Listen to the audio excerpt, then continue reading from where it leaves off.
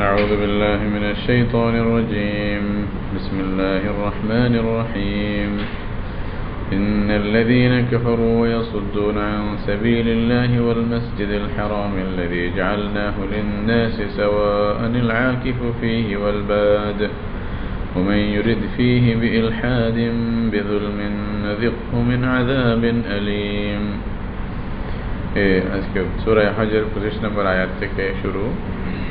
এখানে আল্লাহ রাব্বুল আলামিন বলতেছেন যে সমস্ত লোকেরা কুফর করেছে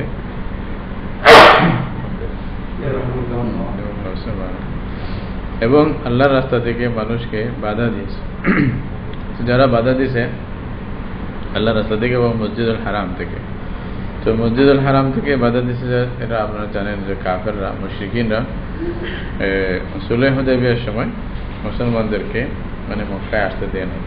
এটা ঘটনা ছিল। পরে মুসলমানরা রাসূলুল্লাহ সাল্লাল্লাহু আলাইহি ওয়াসাল্লাম সহ উমরা আদায় করতে পারেনি, পরে আসে আবার আদায় করছিলেন এই উমরাটা। ওনাদের সবাইকে ওয়াপস যেতে হয়েছে সুলহ হুদায়বিয়ার ঘটনার মধ্যে। তো বলতেছে যারা কুফর করে, যারা আল্লাহর রাস্তা থেকে মানুষকে দূরে সরাই দেয়, কাছে আসতে দেয় না, এবং মসজিদুল হারাম থেকে দূরে সরাই দেয়। কোন মসজিদুল হারাম? যেই মসজিদুল হারামকে আল্লাহ বলছেন জাআলনাহু লিন-নাসি সাওয়াআন, এখানে মানুষ সব মানুষের জন্য আমি আম করে রাখছি। আল্লাহর ঘরকে কারোর জন্য খাস করে দেওয়া হয়নি যে শুধু সৌদিরা যাবে অন্যরা যাবে না, গাল ফলারা যাবে অন্যরা যাবে না, এরকম কোনো খাসভাবে আল্লাহর ঘরের জন্য আমি নির্দিষ্ট করে দিই নাই। যারা এই সমস্ত মুসলমান সব জায়গা থেকে আসতে পারে, এটা নিয়ম। এটা আসলেও ওইটাই নিয়ম হওয়া দরকার ছিল যে আল্লাহর ঘরের জন্য সমস্ত মুসলমানের হক বরাবর হওয়া দরকার ছিল। এই আয়াতের ভিত্তিতে এরকম হওয়া দরকার। আফসোসের বিষয়, তারপরেও কিছু না কিছু তমিজ দেখা যায় যেগুলা হয়তো বিভিন্ন হুকুমতের কারণে অথবা বিভিন্ন সমস্যার কারণে হতে পারে। তাদের শুধু অনুমতি দিলে তো হবে না, ওটা কন্ট্রোল করতে হবে। এরা হয়তো কাজ চলতেছে, আপনার সবাইকে অনুমতি দিলে কন্ট্রোল করা যাবে না, এসব কিছু চিন্তা ভাবনা করা হয়তো এদিক সেদিক করতেছে। তারপরেও যথাসম্ভব মুসলমানদের উপরে এটাকে সহজ করা, এটা হারামাইনের যারা দায়িত্বের মধ্যে থাকবে তাদের দায়িত্ব। এই আয়াত থেকে এটাই বোঝা যায়, তাদের দায়িত্ব হলো মুসলমানদের জন্য হজ উমরার রাস্তা সহজ করবে এবং ওটার মধ্যে কোনো বাধা যেন না আসে, আল্লাহর ঘর থেকে সবাই যেন উপকৃত হতে পারে। এটা সাওয়াআন আল-আকিফু ফীহি ওয়াল বাদ, উনি ওইখানে থাকুক অথবা বাহিরের লোক হোক। আল-আকিফু ফীহি যে এখানে থাকে, ওখানকার মুকিম হোক অথবা বাইরে থেকে আসুক, সবার জন্য বরাবর। এখানে কারো কোনো বৈশিষ্ট্য ইত্যাদি নাই, সব আল্লাহর বান্দা, সবাই আসতে পারে, সবার হক আছে আল্লাহর ঘরের মধ্যে। ওমান ইউরিদ ফীহি বিইলহাদিন নুযিক বিযুলমিন, আর যে এখানে আল্লাহর ঘরের মধ্যে কোনো শিরিক কুফর ইত্যাদি এগুলা জুলুম বা অত্যাচার অন্যায়ের কোনো এরাদা করবে, আল্লাহ বলছে আমি তাকে কঠিন এবং খুব কষ্টদায়ক আযাব, তাকে আমি আযাবের স্বাদ গ্রহণ করাবো, আযাবের স্বাদ বোঝাবো আর কি, আযাব দেবো তাকে। তো এরকম আযাবের ওয়াইদ আসছে আর কি। যারা মুসলমানদেরকে বাধা দিছে তাদের জন্য আযাব, আর যারা আল্লাহর ঘরের মধ্যে আসতে মানুষকে বাধা দেয় বা জুলুম অত্যাচার করতে চায় বা কোনো একটা খারাপ কিছু করতে চায়, এটাকেও আল্লাহ তাআলা বলছে আমি কঠিন আযাব দেব। এই আল্লাহর ঘর যেটা কাফেররা এখন মনে করতেছে তাদের আয়াতে আছে, তাদের ক্ষমতায় আছে, যা ইচ্ছা তা করতেছে, মালিকানার দাবি করতেছে যে আমাদের আসতে দেব না তোমাদেরকে, এইভাবে যে মানুষকে বা মুসলমানদেরকে দূরে সরাইতে চাচ্ছে। তো আল্লাহ বলছে যে এটার আসলে ইতিহাস তোমরা জানো, এটা কবে থেকে আসছে? এটা তো ইব্রাহিমের কাছে সবাই এক, ইব্রাহিমের মিল্লাত যারা তারাই এটার অধিকার বেশি। তো এটা আল্লাহ তাআলা বলছেন আগের ঘটনা কি ছিল। وَإِذْ بَوَّأْنَا لِإِبْرَاهِيمَ مَكَانَ الْبَيْتِ أَلَّا تُشْرِكْ بِي شَيْئًا وَطَهِّرْ بَيْتِيَ لِلطَّائِفِينَ وَالْقَائِمِينَ وَالرُّكَّعِ السُّجُودِ। বলতেছে ওই সেই কথাকে স্মরণ করো যখন ইব্রাহিম আলাইহিস সালামকে আল্লাহ বলছে আমি জায়গা বাতাই দিয়েছি, বলে দিয়েছিলাম বা ঠিক করে দিয়েছিলাম ওনার জন্য মাকান আল বাইত, এই যে বাইতুল্লাহ, আল্লাহর ঘরের যে জায়গা, ওইটা ইব্রাহিমকে যখন আমি দেখাই দিয়েছিলাম এবং নির্দিষ্ট করে দিয়েছিলাম, সেই সময়টাকে স্মরণ করো। এবং তখন বলা হয়েছিল ইব্রাহিমকে, আল্লাহ তুশরিক বি শাইআন, কে আমার সাথে অন্য কাউকে শরিক করবে না। এটা প্রথম জিনিস হলো আল্লাহর ঘরকে শিরিক থেকে মুক্ত রাখা, মুক্ত করা, এবং মানে যতটুকু সম্ভব মুশরিকদেরকে এখানে সুযোগ না দেওয়া। এটা পরবর্তীটা কোরআন মজিদের মধ্যে এলান আসছে, যেরকম আছে হাদিসের মধ্যে, মানে কোরআন মধ্যে আছে, ইন্নামাল মুশরিকুনা নাজাসুন ওয়ালা ইয়াকরাবুল মাসজিদাল হারাম বা'দা আমিহিম হাযা। এরপরে যেন কোনো মুশরিক না যায়। হ্যাঁ, আয়াত সূরা তাওবা থেকে আছে। তাহলে এই যে মুশরিকিনরা যেন যাইতে না পারে, তখন থেকে আল্লাহর ঘরের শুধু যারা মুশরিক তারা আসতে পারবে না, বাকি যারা আছে যত মুসলমান ইমানদার হবে তাদের আসার অধিকার। এখানে বোঝা যায় অনেক সময় আবার ইমানের দাবি করে মুশরিক এরকমও হয়। তাহলে যারা আসলে সত্যিকার শিরিকের অন্তর্ভুক্ত হয়, শিরিকের মধ্যে পড়ে অথবা কাফের হয়ে যায়, কাফের মানে একটা অমুসলিম উদ্দেশ্য আর কি, তো যারা অমুসলিম বা ইসলামের গণ্ডির বাইরে চলে যায় শিরিকের মাধ্যমে, কুফরের মাধ্যমে, যে কোনো মাধ্যমে, তারা অধিকার রাখে না আল্লাহর ঘরে আসা। এছাড়া বাকিরা সবার অধিকার আছে, সবাই আসতে পারে।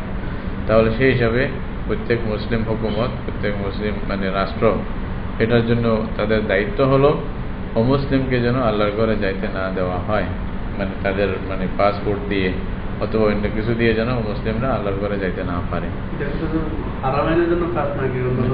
সবাই জন্য, হারমের জন্য না, না, অন্য মসজিদ অসুবিধা নেই, হারমাইনের জন্য এটা মুসলিমরা মানে প্রবেশ করতে পারবে না। তো এটা আফসোসের বিষয়। এরপরেও মানে সব দেশ থেকে যাইতে না পারলেও আমাদের বাংলাদেশ থেকে মাশাআল্লাহ অনায়াসে কাফেররা আল্লাহর ঘরে যায়, মানে মুসলমান নাম দিয়ে। বিশেষ করে কাদিয়ানি যারা, যাদের কুফরের ব্যাপারে সবাই একমত, এখানে কারো দ্বিমত নেই উলামায়ে উম্মতের মধ্যে। তো মানে ওরা সবাই মুসলমান বলে মানে বাংলাদেশ থেকে আল্লাহর ঘরে যাইতে পারে। ওটা তো বলবে না নাস্তিক খেয়ে না খেয়ে, এটা তো অন্তরের ভিতরে। কেউ প্রকাশ করলে তার কথা ভিন্ন, প্রকাশ করে কেউ যাইতে দেবে না। কেউ যদি নিজে বলে যে আমি নাস্তিক, তাহলে তাকে যেতে দেবে না। পরে পরে বলবো সেটা ইনশাআল্লাহ, এগুলোর বিষয় ইনশাআল্লাহ। তো দেখেন এরকম না, কেউ যদি নিজে কথার কথা আপনার কাছে স্পষ্ট না থাকে সে মুসলিম কিনা, আপনার কাছে স্পষ্ট যে মুসলিম হিসাবে তার পরিচয়, তাহলে আপনি তো যাইতে দিবেনই। কিন্তু যারা কাদিয়ানি, তাদেরকে যদি এটা লেখা থাকতো ওরা কাদিয়ানি বা মানে এরা মানে মুসলিম লিখতে পারবে না ইয়ার মধ্যে, রিলিজনের মধ্যে, তাহলে তখন কি হতো, এই বাংলাদেশ থেকে তারাও যাইতে পারতো না। অন্যান্য দেশে যেমন হয়েছে কথার কথা, সৌদি মানে যে কোনো দেশ থেকে, পৃথিবীর কোনো দেশ থেকে কাদিয়ানিরা হজ করতে আসতে পারে না, এমনকি লন্ডন থেকে আসতে পারে না, ইন্ডিয়া থেকে যেতে পারে না, অথচ কাফের মানে মুলক এগুলা। অথচ একটা খালি দেশ পৃথিবীর মধ্যে যেটা থেকে কাদিয়ানিরা মানে হজ করতে আসে, মানে করতে, উমরা করতে আসে, এটা হলো বাংলাদেশ। এটা আমাদের দুর্ভাগ্য আর কি। আল্লাহ যদি আমাদের মানে শাসকদেরকে দেমাগ ঠিক করে দেয়, তাহলে তাদের হেদায়েত দেয়, হয়তো এরকম কিছু তারা ব্যবস্থা করবে আর কি, যেন আল্লাহর ঘরকে বেইজ্জত করা না হয়। ওয়াতাহির বাইতি লিত-তায়িফিনা ওয়াল-কায়িমিনা ওয়ার-রুকআইস সুজুদ। আর বলতেছে আমার ঘরকে তোমরা পবিত্র করো, মানে পবিত্র কোথা থেকে করবে? শিরিক মুক্ত করবে, এবং বেদাত মানে শিরিকের মানে যত কিছু আছে এগুলা থেকে পবিত্র করা হবে আল্লাহর ঘরকে। কাদের জন্য? লিত-তায়িফিন, যারা তাওয়াফ করবে তাদের জন্য এই ঘর। ওয়াল-কায়িমিন, যারা কিয়াম করবে মানে রুকু মানে নামাজ পড়বে, রুকু করবে, সিজদা করবে। এখানে নামাজের বড় বড় তিনটা রুকুনের কথা বলা হয়েছে, কিয়াম, রুকু, সুজুদ। এটাই তো আসলে একটা রাকাত হয়, তাই না? একবার কিয়াম, একটা রুকু, দুইটা সিজদা হলে একটা রাকাত হয়। এটা বুঝে মানে নামাজ বোঝানো হয়েছে আর কি। যারা নামাজ পড়বে, যারা তাওয়াফ করবে, তাদের জন্য আল্লাহর ঘরকে মানে পবিত্র করে রাখো। আলহামদুলিল্লাহ, ওই কাজটা তখন থেকে চালু হয়েছে, এখনো হচ্ছে। আসলে আল্লাহর ঘর কবে থেকে বানানো হয়েছিল এটা ইতিহাস লম্বা। শেখুল হাদিস মাওলানা জাকারিয়া রহমতুল্লাহ আলাইহি উনি আউজাজুল মাসালিক একটা কিতাব আছে, ওইটাতে উনি যেভাবে লিখছেন যে প্রায় 14 বার আল্লাহর ঘরকে বানানো হয়েছে, একবার দুবার না, মানে 14 বারের মতো আল্লাহর ঘরের বানানো হয়েছে। সর্বপ্রথম ফেরেশতারা বানাইছে, পরে আদম আলাইহিস সালামের জমানায় আদম আলাইহিস সালাম বানাইছে। তো এই জন্য কোরআনে যেরকম বলছে আউয়ালু বাইতিন বুদিআ লিন-নাস লাল্লাযী বিবাক্কাতা মুবারাকান ওয়া হুদান লিল আলামিন, পৃথিবীর সর্বপ্রথম ঘর হলো কাবা শরীফ, আল্লাহর ঘর যেটা এটাই। তো এটা সর্বপ্রথম ফেরেশতারাই বানাইছিল। এরপরে নূহ আলাইহিস সালাম বানাইছিল। নূহ আলাইহিস সালামের তুফানের সময় এটা একেবারে নিচ্ছিন্ন হয়ে গেছিল। এটা অনেক দিন পর্যন্ত কেউ খবর পায় না এটা আল্লাহর ঘর কোথায় কিভাবে আসতে, পাহাড়ের মধ্যে ঢাকা পড়েছিল। তো শুধু ওইটার ওই যে নিশানিগুলো ছিল। হযরত ইব্রাহিম আলাইহিস সালাম যখন আসলেন, মানে বলে গেলেন যে আপনি ওখানে যান নিজের স্ত্রীকে নিয়ে, হযরত ইসমাইল এবং হাজরাকে নিয়ে। তো উনি আসার পরে ওইখানে আল্লাহর ঘর কোথায় এটা পরবর্তী কয়েকবার আসা যাওয়া হয়েছে হযরত ইব্রাহিম আলাইহিস সালামের, যখন এখানে এরা মানে বসতি হয়ে গেছে তাদের। তো তখন এক সময় হযরত ইসমাইল আলাইহিস সালাম একটু বড় হলেন, তখন আল্লাহর হুকুম আসলে যে ঘরকে তৈরি করো। এই যে বাবা আনামানি যখন জায়গা দেখাই দিলেন, জিবরিল আলাইহিস সালাম এসে উনি একটা মার্ক করে দিলেন যে এখান থেকে এতটুকু, এখান থেকে এতটুকু, এখান থেকে এতটুকু, এটা হতো আল্লাহর ঘরের মানে এই যে চৌহদ দিয়ে চতুর্দিকের সীমা। এইভাবে আল্লাহর ঘরকে তৈরি করেন। তখন ইব্রাহিম আলাইহিস সালাম নিজের ছেলে হযরত ইসমাইলকে নিয়ে আল্লাহর ঘর বানাইলেন আবার নতুন করে। ওই যে বানাইছিলেন যে ইসমাইল দুজনে পাথর নিয়ে আসতেন, মুকাম ইব্রাহিমের যে জায়গাটা আছে একটা পাথর ছিল, ওই পাথরটার উপরে মানে উঠলে পা রাখলে মানে স্প্রিং এর মতো মানে অটোমেটিক উঠে যেত, যেখানেই মানে পাথর রাখা দরকার সেখানে রাখি দিত। আবার যখন নিচে নামতে ইচ্ছা হয় চাপ দিলে নিচে নামে আসতো, আজিব অটোমেটিক। অত মুকাম ইব্রাহিম যেটা জিকির আল্লাহ তাআলা কোরআনের মধ্যে করছেন। তো সেইভাবে বাপ বেটা মিলে একটা করছেন, এই যে ঘর বানাইছেন। ওই ঘরের পাশেই একটা আমাদের দেশে যেরকম একটা সাল বাইর করে না, একটা পার্ট আর কি ছোট করে, ওই সাল বাইর করে ইসমাইল আলাইহিস সালাম ওইখানে থাকতেন আল্লাহর ঘরের এক পাশে। হ্যাঁ, ওইটাকে হিজরে ইসমাইল বলতেছে, যেটা বর্তমান হাতিম বলতেছে। হাতিম আছে না একটা চতুর্পাশে একটা বন্ডারি, ওই একটা দেওয়ার আছে না ঘোরানো, ওটাকে হাতিম বলতেছে। হাতিম মানে মা হুত্তিমা মিন আসলি শাই, আর আসল থেকে যেটা কাটা হয়েছে। তো এইটার মানে ইতিহাস কি, এটা আসলে ওইটা দুই ভাগ আছে। হাতিমের এক অংশ হলো আল্লাহর ঘরের, আর এক অংশ হলো ইসমাইল আলাইহিস সালামের ঘর, যেটা উনি আল্লাহর ঘরের পাশে করছিলেন। ওই যে ইব্রাহিম আলাইহিস সালাম যেভাবে বানাইছিলেন ওইটার একটা অংশ আছে হাতিমের সাথে, হাতিমের মধ্যে আর একটা অংশ হযরত ইসমাইল আলাইহিস সালামের ঘর ছিল।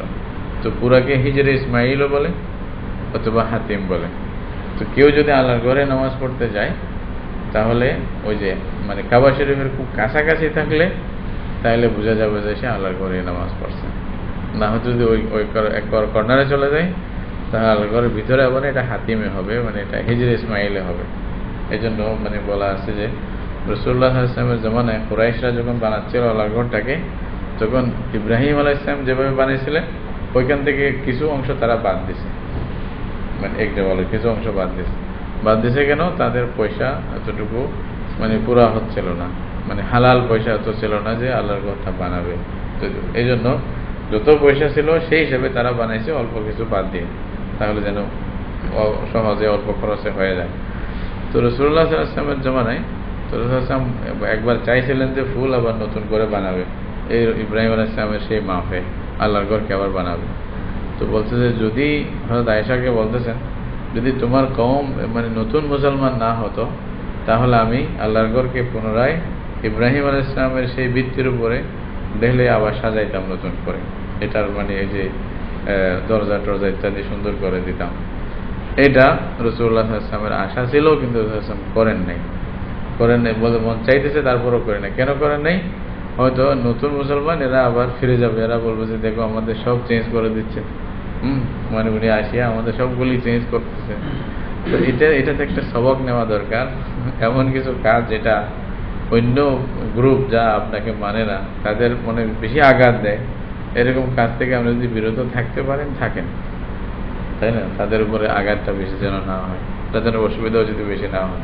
একটা ঘর চেঞ্জ করা তো এটা বেশি জরুরি ছিল না, এটা একটা চাহিদা সুন্দর জিনিস ছিল।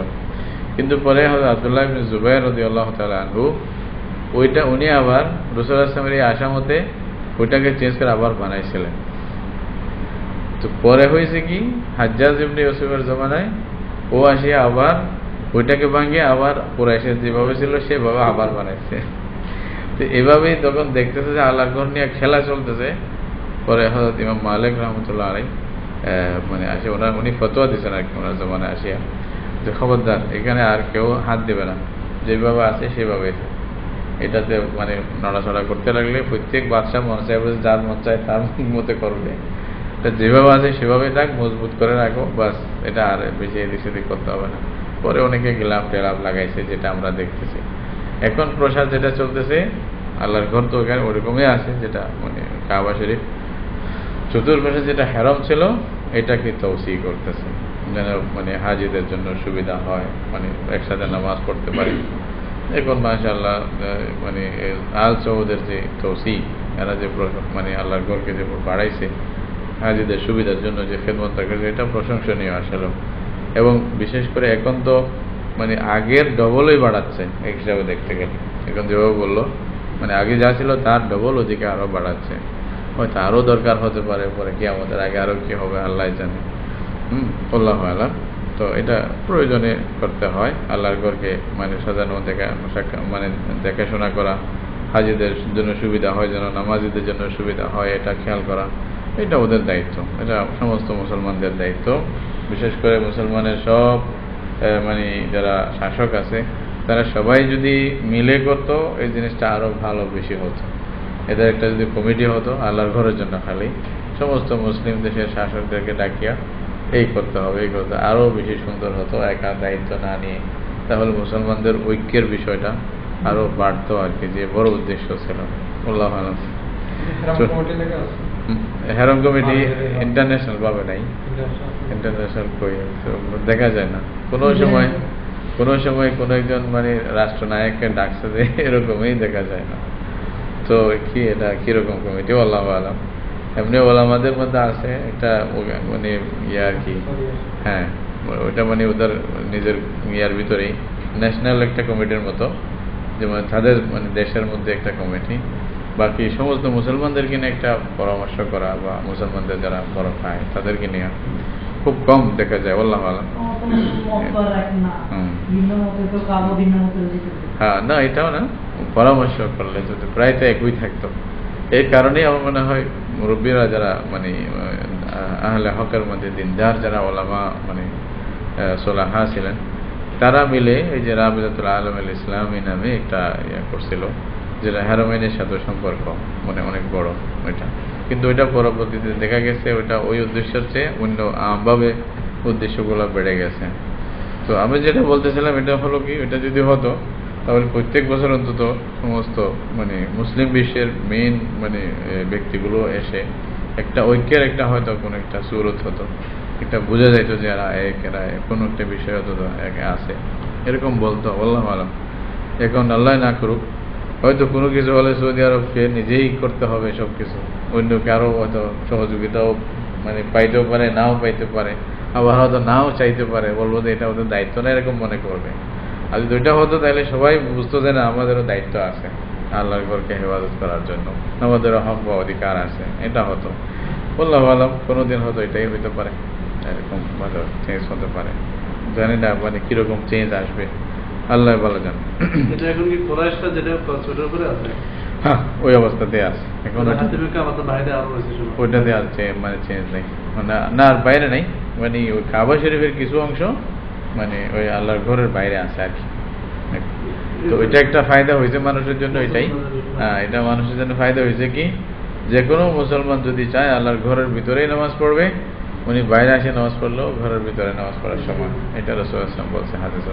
আজীব হিকমত এটা কি, আল্লাহু আলাম। না হয়তো এইভাবে যে বন্ধ তালা দিয়ে বন্ধ করছে, তো কোনো মুসলমানের আশা জীবনেও পুরা হইতো না যে আমি আল্লাহর ঘরের ভিতরে নামাজ পড়বো, সে আশা পূরণই হইতো না।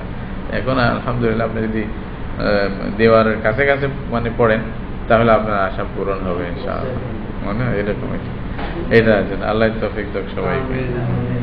তো আল্লাহর ঘর বানানোর পরে ইব্রাহিম আলাইহিস সালামকে আল্লাহ তাআলা ঘোষণা বললেন, মানে যে হুকুম দিলেন যে আপনি সারা বিশ্বের মধ্যে হজের এলান করেন। এখন ওই যে পরিস্থিতিতে এলান করতে বলছেন, তখন তো ওখানে গুটি মানে মানে মানুষ বেশি না, কয়েকজন মানুষ। তো ওই যে একটা একটা গোষ্ঠী ছিল অথবা একটা কবিলা ছিল বেশি থেকে বেশি। তো তো ওদেরকে আমরাও বললে হয়তো বলছে যে আপনি এলান করেন, ওয়াজিন ফিন নাস বিল হজ, আপনি মানুষের মধ্যে হজের এলান করেন।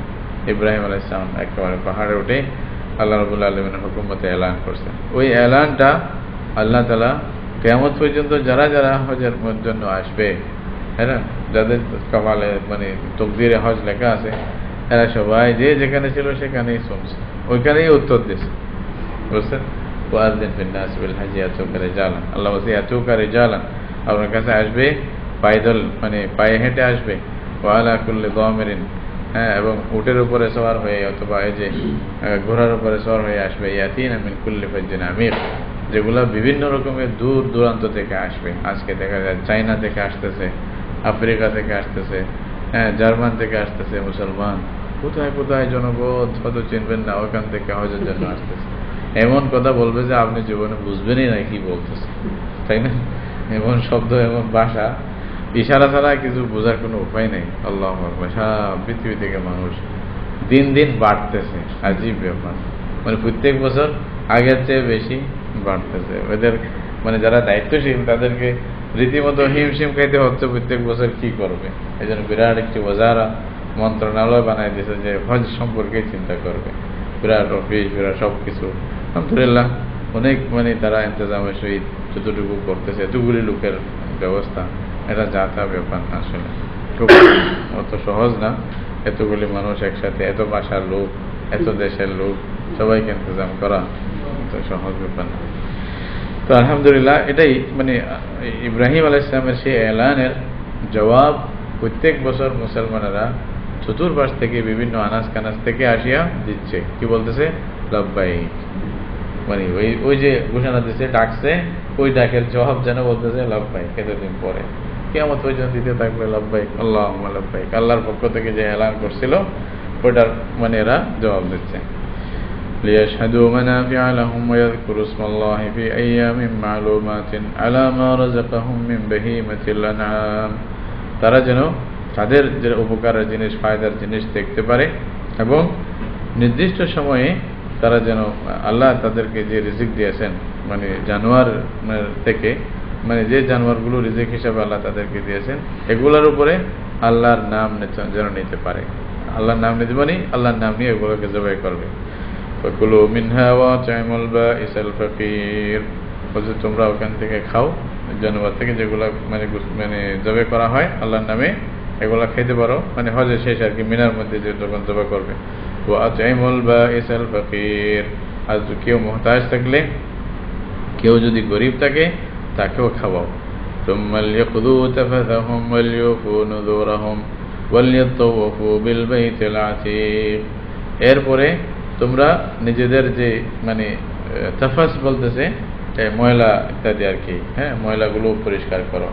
তো ময়লা বলতে গিয়ে এখানে মানে চুল মানে কাটা, মানে মাথা মুন্ডানো, বা আরও যেগুলো হেজামত বানানো, এইসব কিছু উদ্দেশ্য আর কি, এগুলো পরিষ্কার করে ফেলো। মানে মিনার মধ্যে জানোয়ার জবাই করার পরে মানে হজের যেগুলো আহকাম আছে আর কি হিসাবে। ওয়াল ইউফু নুযুরাহুম, কেউ নজর করে থাকলে এটাও পূরণ করো।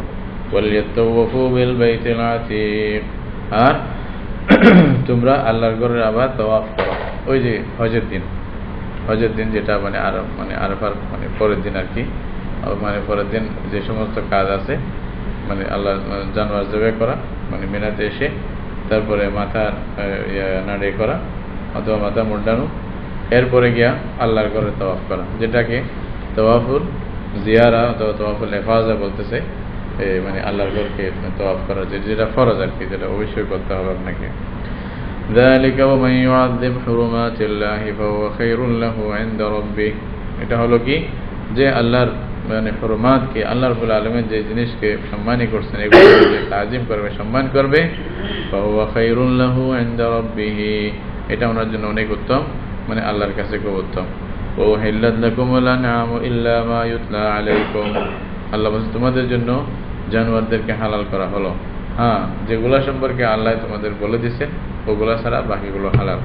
কোনগুলা হারাম এটা তো বলে দিয়েছেন, হ্যাঁ, ইল্লাল মাইতাতু ওয়াদ-দামু ওয়ালহামুল খানজির, হ্যাঁ, ওয়াল মুনখানিকা ওয়াল মাওকুযা ওয়াল মুতারাদ্দিয়া ওয়ান নাতিহা ওয়া মা আকালা সাবু, আছে না, ইল্লা মা যাকাইতুম, এই ওই আয়াতে যেগুলো বলা হয়েছে।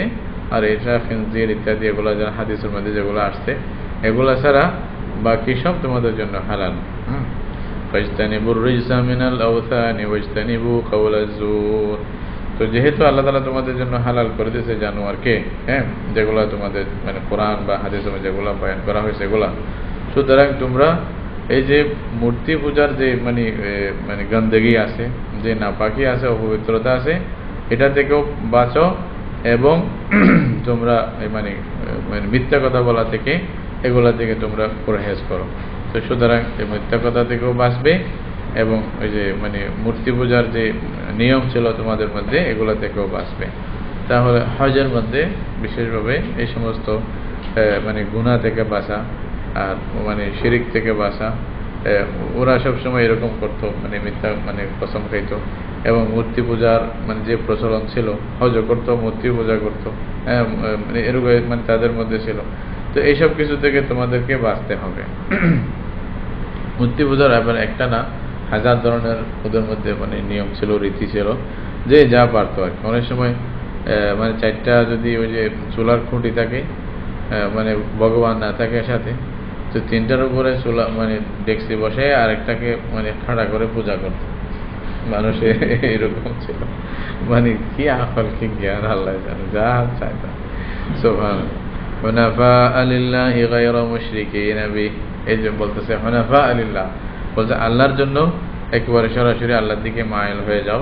এখানে এদিক সেদিক মানে অক্র বক্র চলবে না, মানে সোজা মানে আল্লাহর পথে, আল্লাহর দ্বীনের জন্য। হানিফ বলে যে হকের দিকে মাইল, যেন সত্যের উপরে থাকে। গায়রা মুশরিকিন বিহি, মানে আল্লাহর সাথে কাউকে মানে শরীক করবে না, অংশীদার বানাবে না।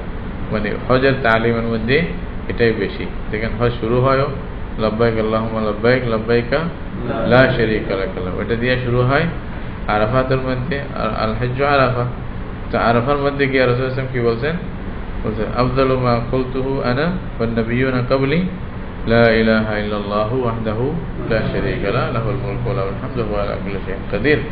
সবচেয়ে উত্তম দোয়া হলো আরবাত দোয়া। আর সবচেয়ে আমি এবং আমার আগের যত নবীরা আসছে, সব নবীরা যা বলছেন সবগুলোর মধ্যে সর্বশ্রেষ্ঠ কথা হলো লা ইলাহা ইল্লাল্লাহ। আজিব, ওইটা আরফার ময়দানে গিয়ে রাসূল সাল্লাল্লাহু আলাইহি ওয়াসাল্লাম কি করলেন? ঘোষণা করলেন, যেন ওইটাই রাসূল সাল্লাল্লাহু আলাইহি ওয়াসাল্লাম মানে সারা নবুয়তের যেটা মানে খোলাসা, নবুয়তের মেইন জিনিস যেটা, ওটা আরফার মধ্যে সাহাবায়ে কেরামের এত বিরাট মজমার মধ্যে রাসূলুল্লাহ সাল্লাল্লাহু আলাইহি ওয়াসাল্লাম এটাই যেন ঘোষণা করলেন, তোমাদের আসল জিনিস হলো তাওহীদ। হ্যাঁ, আসল জিনিস তাওহীদ। খবরদার এটার মধ্যে কেন কোনো রকমের সংমিশ্রণ যেন না হয়, কোনো শিরিকের জন্য আমেজের যেন না হয়, কোনো রকম শিরিকের সাথে যেন মেলানো না হয়। ওমান ইউশরিক বিল্লাহি ফাকান্নামা খাররা মিনাস সামা। সুবহানাল্লাহ, সাথে সাথে এটা বলতেছে, দেখেন যারা শিরিক করবে মানে আল্লাহর সাথে, ফাকান্নামা খাররা মিনাস সামা, কিরকম? সেজন্য আসমান থেকে পড়ে গেল। আসমান থেকে কেউ যদি পড়ে যায় তার অবস্থা কি হবে? কোনো খুলে যাবে না। তো শিরিক মানে সে মানে হকের রাস্তা থেকে এরকম পড়ে গেল যেন তাকে ধরার মতো কেউ নেই, সে ধ্বংস হয়ে যাবে, পুরো নষ্ট হয়ে যাবে। তবে কি হয়েছে, যখন আসমান থেকে পড়তেছে মানে পাখিরা আসিয়া ওকে মানে এদিক সেদিক করে মানে ছিটকে খেয়ে ফেলছে, তাই না? কেউ কেউ মানে এদিক সেদিক করে ফেলছে। আও তাহওয়ি বিহির রিহু ফি মাকানিন সাহিক, অথবা বাতাস এমন জোরে আসছে তাকে অনেক দূরে কোথাও নিয়ে ফেলে দিছে, মানে অচেনা অজানা জায়গায় কোথায় ফেলে দিছে। এরকম মানে শিরিক করা মানে তুমি দিন থেকে এভাবে মানে দূরে সরে যাও। ذلك ومن يعظم شعائر الله فإنها من تقوى القلوب। এটা হলো কি, যে আল্লাহর শাআইরকে, আল্লাহর নিদর্শনগুলোকে যে সম্মান করবে, আল্লাহর পক্ষ থেকে কোনো একটা নিদর্শন রাখা হয় ওটাকে সম্মান করা, এটাও তাকওয়া। ফাইন্নাহা মিন তাকওয়াল কুলুব, তাহলে এটাও তাকওয়ার অন্তর্ভুক্ত। হ্যাঁ, এটা শুধু মানে আল্লাহর পক্ষ থেকে হুকুম আসতে বিদায় করতেছে, নয়তো না। হযরত ওমর রাদিয়াল্লাহু তাআলা আনহু হজের সময় যখন করতেছিলেন, ওই যে সাফা মারওয়া তাওয়াফ করার সময় হাজরে আসওয়াদকে যখন চুমা দিচ্ছিলেন, চুমা দেওয়ার আগে এক আজীব মানে ঘোষণা দিয়েছেন উনি, এবং সুন্দর কথা বলছেন, যেটা পরবর্তী লোকদের জন্য বিরাট একটা মানে বিষয় নিয়ে বিষয় সম্পর্কে একটা স্পষ্ট বর্ণনা আসছে আর কি, সবার জন্য ক্লিয়ার হয়ে গেছে। এটা কি বলছে, আলাম আন্নাকা হাজার, এই পাথর, আমি জানি তুমি একটি পাথর, লা তাদুর ওয়ালা তানফা, তুমি কোনো লাভও করতে পারো না, ক্ষতিও করতে পারো না। হ্যাঁ, ওলাউলা রাআইতু রাসূলুল্লাহ সাল্লাল্লাহু আলাইহি ওয়াসাল্লাম ইউকাব্বিলুকা মা কাব্বালতুকা, যদি আল্লাহ রসুল তোমাকে চুমা না দিত আমি জীবনেও তোমাকে চুমা দিতাম না। কারণ পাথর পূজা থেকে বাঁচার জন্যই তো আমরা কি হয়েছি, মুসলমান হয়েছি, ঈমান আনছি। সেদিন কে বললেন, আমাদের এক ভাই বলতেছিলেন যে উনি ইন্টারনেটে দেখছে যে কিছু লোকেরা বলতেছে আমরা মুসলমান, হ্যাঁ, নেগ্রো মতো আর কি, নিজেদেরকে মুসলমান দাবি করতেছে। তো মুসলমান দাবি করে বলতেছে যে দেখো আমরা এই যে মানে হাজার আসওয়াদকে আমরা পূজা করি, নাউজুবিল্লাহ, এইভাবে একটা খুব মানে উদাহরণ দিচ্ছে মানুষের মধ্যে। হ্যাঁ, মানে বলছেন আমরা মুসলমান, আমরা এই হাজার আসওয়াদকে পূজা করতেছি, আর এই যে রাসূলুল্লাহ সাল্লাল্লাহু আলাইহি ওয়াসাল্লামের বিরুদ্ধে কি বেশ মানে উল্টা পাল্টা কথা বলতেছে, নিজে মুসলমান দাবি করে এগুলা প্রচার করতেছে। এখন অনেকে বলছে এটাই মুসলমানই, তাইলে যারা জানে না, এটা এরকম ধোঁকা হচ্ছে বেশি। এই জন্য মানুষ আসলে ওলামায়ে কেরাম এটা বলছে যে তুমি ইন্টারনেট থেকে যদি কিছু নাও ইসলাম সম্পর্কে, আগে যদি নিজের জানা না থাকে ভালোভাবে গভীরভাবে, তাহলে আলেমদের পরামর্শ নেওয়া ছাড়া কিছু গ্রহণ করবে না, খবরদার। এটা বিরাট খতরা হতে পারে। হয়তো কাদিয়ানীদের সাইট আছে ওখানে, হয়তো ওই শিয়াদের সাইট আছে, অনেকে হয়তো মানে ইহুদিরা মুসলমান নামে সাইট বাইর করছে আপনার ইমান ধ্বংস করার জন্য, খ্রিস্টানরা করতেছে, শয়তান কত রকমের আসবে। এই জন্য খুব হুঁশিয়ার এগুলা থেকে।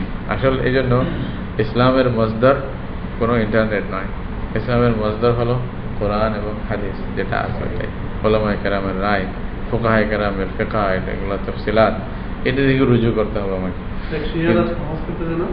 জি, হ্যাঁ করতেছে। আচ্ছা, দেখেন, লাকুম ফিহা মানাফিউ ইলা আজালিন মুসাম্মা সুম্মা মাহিল্লুহা ইলাল বাইতিল আতীক, বলছে তোমাদের জন্য এই জানোয়ারদের মধ্যে অনেক উপকার আছে, ইলা আজালিন মুসাম্মা, একটা মানে নির্দিষ্ট সময় মতো, সুম্মা মাহিল্লুহা ইলাল বাইতিল আতীক, এরপরে এগুলাকে হালাল করার জন্য মানে জায়গা হলো কোথায়, ইলাল বাইতুল আতীক, মানে ওই যে আল্লাহর ঘরের, মানে পুরান ঘর মানে কি আল্লাহর ঘর। তাহলে আল্লাহর ঘরে গিয়া এদেরকে জবাই করতে হবে। যে জানোয়ারগুলো মানে হজের জন্য নিয়ত করে কেউ, হজ্জে তামাত্তু যদি করে, তাহলে তো জানোয়ার জবাই করতে হয়, হাদিয়া আনতে হয়। তো এগুলা যে আনবেন, তো আপনি মানে আসার সময় এগুলা দুধ পান করতে পারেন, এগুলাকে মানে সফর হইতে পারেন, উঠে এটার উপরে সফর করতে পারেন, কিন্তু যখন মানে জবাই করবেন আল্লাহর ঘরে আনিয়ে, তখন ওইটা হুদুদে হারামের ভিতরে জবাই করতে হবে। এটা হাজিদের জন্য বিশেষভাবে আর কি। ওয়ালিকুল্লি উম্মাতিন জাআলনা মানসাকান লিয়াযকুরু ইসমাল্লাহি আলা মা রাযাকাহুম মিন বাহিমাতিল আনআম ফাইলাহুকুম ইলাহুন ওয়াহিদুন ফালাহু আসলিমু ওয়া বাশশিরিল মুখবিতিন। আল্লাহ বলছেন, আমি প্রত্যেক উম্মতের জন্য, প্রত্যেক জাতির জন্য তাদের একটি কুরবানি নির্ধারণ করে দিয়েছি। মানসাক এখানে নুসুকের ইয়া থেকে, এটা কুরবানি বলতে পারেন, ইবাদত বলতে পারেন আমভাবে, কিন্তু এখানে অনেক মুফাসসিরিনরা যাবিহা এবং ওই যে জানোয়ার, এটা বুঝাইছে আর কি। কেন করবেন? লিয়াযকুরু ইসমাল্লাহি আলা মা রাযাকাহুম মিন বাহিমাতিল আনআম, এটার দ্বারা বুঝে আসতেছে এটা কুরবানি কি বোঝানো হয়েছে বিশেষভাবে, যেন তারা আল্লাহর নাম নেয়, আলা মা রাযাকাহুম মিন বাহিমাতিল আনআম, এই যে মানে জানোয়ার চতুষ্পদ জন্তুর উপরে, জন্তু যে আল্লাহ রিজিক হিসাবে দিয়েছেন ওগুলোর উপরে যেন তারা মানে আল্লাহর নাম নেয়, অর্থাৎ আল্লাহর নাম নিয়ে কোরবানি করবে। তাহলে ওয়ালিকুল্লি উম্মাতিন যেহেতু বলতেছে, তাহলে কোরবানি এই উম্মতের সাথে খাস না শুধু, এটা আগের যত নবী আসছে সব নবীর উম্মতের জন্য এটা কোরবানি ছিল, কোরবানির প্রথাটা ছিল। তাহলে ইসলামের যে মৌলিক বিষয়গুলো এগুলো প্রায় সব দিনের মধ্যেই দেখা যায়, এগুলোর প্রথা ছিল কোনো না কোনো উপায়ে, কোনো না কোনো ধরনে অবশ্যই ছিল। আর ওই যে হযরত আদম আলাইহিস সালামের জামানায় যে ছিল, এটা তো আল্লাহ তাআলা কোরআন নিজে বলছেন, ওয়াতলু আলাইহিম নাবা ইবনে আদম বিল হক ইয কাররাবা কুরবানান ফাতুকব্বালা মিন আহাদিহিমা ওয়া লাম ইয়াতাকাব্বাল মিন আল আখার, হ্যাঁ, ক্বালা ইন্নামা ইয়াতাকাব্বালুল্লাহু মিনাল মুত্তাকিন, মানে আল্লাহ একমাত্র কাদের থেকে কবুল করবেন? মুত্তাকি থেকে। তো তখন এর কোরবানির ওইটাই শুরু, মানে ইতিহাস, কোরবানির ইতিহাস যদি কেউ লিখতে চায় তা আদম আলাইহিস সালামের আওলাদ থেকে শুরু করে প্রত্যেক জমানায় কিভাবে হয়েছে। হযরত ইব্রাহিম আলাইহিস সালামের কুরবানি তো আপনারা জানেন, ওই মানে কোরআনে হাদিসে এটা ওই প্রসিদ্ধ একটি কোরবানির বিষয়। এই সুন্দর করে ইতিহাসও লিখতে পারে, যেভাবে কোরআনের আয়াতগুলো আমাদেরকে ইঙ্গিত দিচ্ছে আর কি। তো এই আয়াত থেকে বোঝা যায় প্রত্যেক উম্মতের মধ্যেই কোরবানির কথাটা ছিল। হ্যাঁ, ফাইলাহুকুম ইলাহু ওয়াহিদ, এই কোরবানি যে করবে এটা কার জন্য? একমাত্র মাবুদ, এক মাবুদ আল্লাহর জন্য। তো তোমাদের মাবুদ একজনই, ফালাহু আসলিমু, আল্লাহকেই তোমরা মানো, আল্লাহর কাছেই সারেন্ডার করো, অন্য কারো কাছে সারেন্ডার করার দরকার নাই, একটা মূর্তির কাছে সারেন্ডার করার দরকার নাই। হ্যাঁ, একটা পাথরের কাছে গিয়ে তুমি কোরবানি করার দরকার নাই, ওর নাম বলার দরকার নাই। হ্যাঁ, তুমি আল্লাহর নামে বলবে। ওয়াবাশশিরিল মুখবিতিন, আর যে সমস্ত লোকেরা মানে ওই নিজেদেরকে নম্র মানে বলে প্রমাণ করতে চায়, নম্রতা অবলম্বন করে, তাদেরকে খুশখবরি দাও, সুসংবাদ দাও। ইখবাত এটা মানে আল্লাহর জন্য নিজেকে নিজে ফানা করে দেওয়া আর কি, মানে নম্রতা, তাওয়াজু এখতিয়ার করা, নম্রতা এখতিয়ার করা, নরমভাবে চলা, আল্লাহর কাছে আত্মসমর্পণ করা, এইসব অর্থে ব্যবহার হয়। আল্লাযীনা ইযা যুকিরাল্লাহু ওয়াজিলাত কুলুবুহুম, মুখবিতিন কারা, এটার একটা পরিচয় দেওয়া হচ্ছে। ওই সমস্ত লোক যাদের কাছে আল্লাহর যখন মানে কথা বলা হয়, ওয়াজিলাত কুলুবুহুম, তাদের অন্তর মানে ভয়ে কাঁপিয়ে ওঠে। আল্লাহর কথা বলছে তখন মানে সিরিয়াস অবস্থা হয়ে যায় তাদের, আমভাবে মানে খেলাধুলার মধ্যে থাকে না, তখন তারা খুব সিরিয়াসনেস নেয় এবং সেন্সিয়ার হয়ে যায় তারা খুব বেশি আল্লাহর কথা যখন বলা হয়।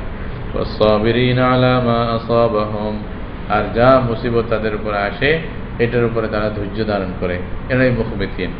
আর ওয়াল মুকিমিস সালাহ, আর যারা নামাজ প্রতিষ্ঠা করে তারা হলো মুখবিতিন। ওয়া মিম্মা রাযাকনাহুম ইউনফিকুন, আর বলছে আমি যা রিজিক দিছি এগুলা থেকে তারা খরচ করে, এটা মানে যাকাত দেয়, নামাজ পড়ে, ধৈর্য ধরে এবং ঈমানের উপরে থাকে, আল্লাহর কথা স্মরণ করে। এই সমস্ত লোকেরা হলো মুখবিতিন। আল্লাহ তাদেরকে সুসংবাদ দাও, অর্থাৎ ঈমানদারদেরকে, মুসলমানদেরকে। মুখবিতিন এটা হলো মুখবিতিন আল ইখবাত, ইখবাত থেকে মুখবিতিন মানে এরা ওই মানে মুআজিজি মানে মুতাদাররিন মুতাওয়াদিন লিল্লাহ, এরকম বলতে পারেন। আল্লাহর জন্য যারা নম্রতা দেখায়, বিনম্র হয়ে যায়, হ্যাঁ বিনম্র হয়ে যায়, তাদের কথা বলতেছে। তো এদের গুণাবলী কি? আল্লাহর কথা স্মরণ করলে অন্তর কেঁপে উঠবে, ধৈর্য ধরবে, নামাজ প্রতিষ্ঠা করবে এবং যাকাত দেবে। জি, হ্যাঁ, ওইটা অর্থ মানে ভয় করা আর কি, এই অর্থে। والبدن جعلناها لكم من شعائر الله لكم فيها خير, আল্লাহ বলছে বুদনা, এটা বুদনাতুন, তো বুদনাতুনের জামা মানে ওই যে জানোয়ার, বড় বড় জানোয়ার। বুদনা বলে বিশেষ করে এই যেগুলা মানে এই যে উট আছে, উটকেই বলা হয়, মানে যেটা অনেক বড় আর কি, এর মধ্যে আকারে অনেক বড়। তো এগুলা মানে হয়তো মহিষ, গরু, বুঝলেন, আরো বড় বড় যেগুলো আকারে আছে এগুলাকে বলতে পারে। পরে কতগুলি ছাগল আছে, এগুলো ছোট আকারে, হ্যাঁ, ওর মেষ আছে অথবা দুম্বা আছে, এগুলো দিয়েও কোরবানি করা যায়। বুদনা মানে বিশেষভাবে যেটার মধ্যে বেশি মানুষ শরিক হতে পারে, একজনের অধিক শরিক হয়, অর্থাৎ অন্তত 7 জন শরিক হতে পারে। জাআলনাহা লাকুম মিন শাআইরিল্লাহ, এগুলোও তোমাদের জন্য আল্লাহ আমি করে দিয়েছি, এটাও আল্লাহর শাআয়ের, আল্লাহর কতগুলি নিদর্শন। তাহলে সুতরাং এই যে মানে জানোয়ার যে জবা করা হচ্ছে এসব কিছু আল্লাহর নিদর্শন আসলে, এটা মানে বা মানুষের একটা মানে অন্য কিছু দেখানোর জন্য না, এটা আল্লাহ প্রত্যেক আলামত আসলে। তো লাকুম ফিহা খায়র, এটার মধ্যে তোমাদের জন্য অনেক মানে অনেক কিছু আছে, খায়র আছে, তোমাদের জন্য ফায়দা আছে। ফাযকুরুসমাল্লাহি আলাইহা সাওয়া